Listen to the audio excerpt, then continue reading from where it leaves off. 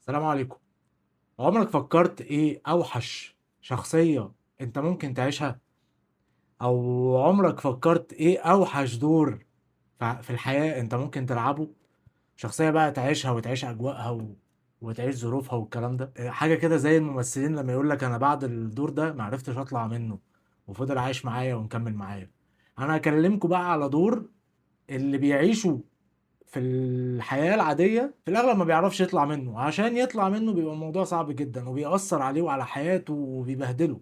ولو انت عايشه الدور ده هو الحاجز اللي بينك وبين الحياة السعيدة اللي بتحقق فيها كل اللي انت عاوزه. ولو حد من صحابك عايشه فأنا بنصحك ان انت تهرب بسرعة، اوعى تسيب نفسك هناك. النهارده هكلمكم على دور الضحية. انا مش هكلمك على ازاي تطلع من دور الضحية لان الموضوع ده نفسي شوية يعني، بس اللي هكلمك عنه ازاي تعرف ان انت عايش دور الضحية او ازاي تعرف ان حد من صحابك عايش دور الضحية.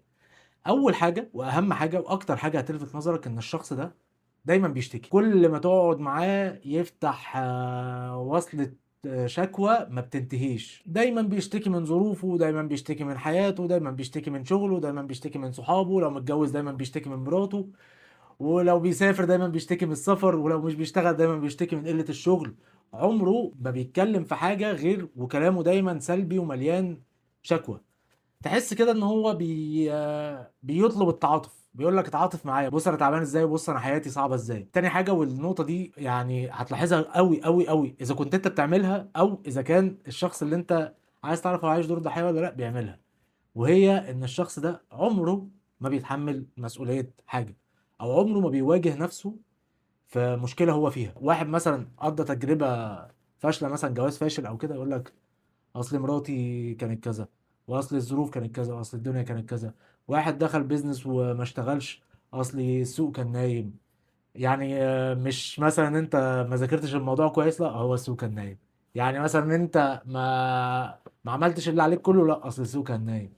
واحد مثلا تلاقيه بيحاول يخس وكده وكل مره بيفشل، يقول لك اصلي هرموناتي، اصلي حساسيه الانسولين، اصلي الاكل. يعني انت اللي مش عارف تقفل بقك، لا والله ده انا عامل اللي عليا. يعني انت اللي كنت مش بتتمرن كفايه ومش كنت عامل اللي عليك، لا والله ده اصلي هرمونات جسمي صعبه قوي. يعني فدايما هتلاقيه بيرمي النتيجه اللي حصلت من القرار اللي هو خده على حاجه غيره هو.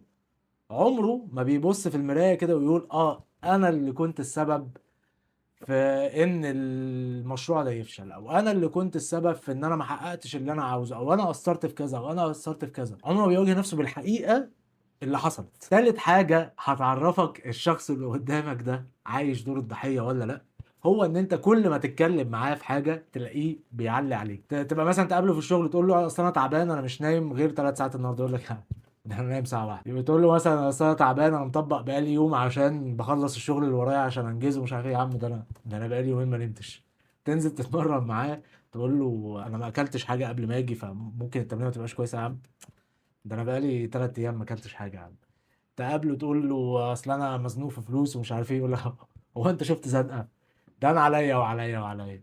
كل ما بتيجي تقرر تشارك معاه حاجه انت تعبان منها، تلاقيه دايما معلي السقف عليك. هو دايما معاني اكتر منك، هو دايما تعبان اكتر منك. مشكله دور الضحيه ده، او هي مش مشكله، هو مشاكله كتيره يعني، بس واحده من اكبر مشاكل دور الضحيه ده ان هو حلو وان مخك بيحبه. اصل تخيل كده الناس كلها متعاطفه معاك والناس كلها بتديك حنان وبتديك تعاطف كل ما بتشوفك وكل ما بتتكلم معاك، حاجه حلوه جدا يعني. ده غير ان احساس الذنب ما بيبقاش موجود عندك لان انت مش بتواجه نفسك باي مسؤوليه.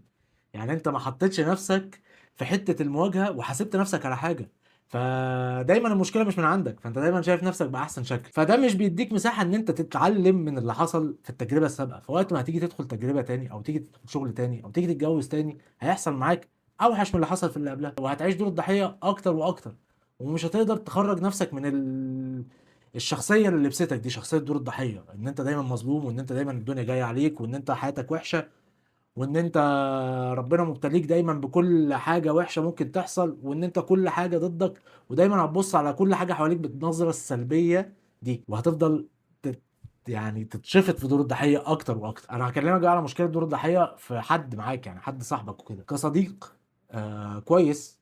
كبني ادم سوي الى حد ما، بتبقى حابب ان انت تخلي الناس اللي حواليك تساعدهم، وان انت تقضي واجبك كصديق جدع، وده تعبان تقف معاه، وده مش عارف ايه تساعده.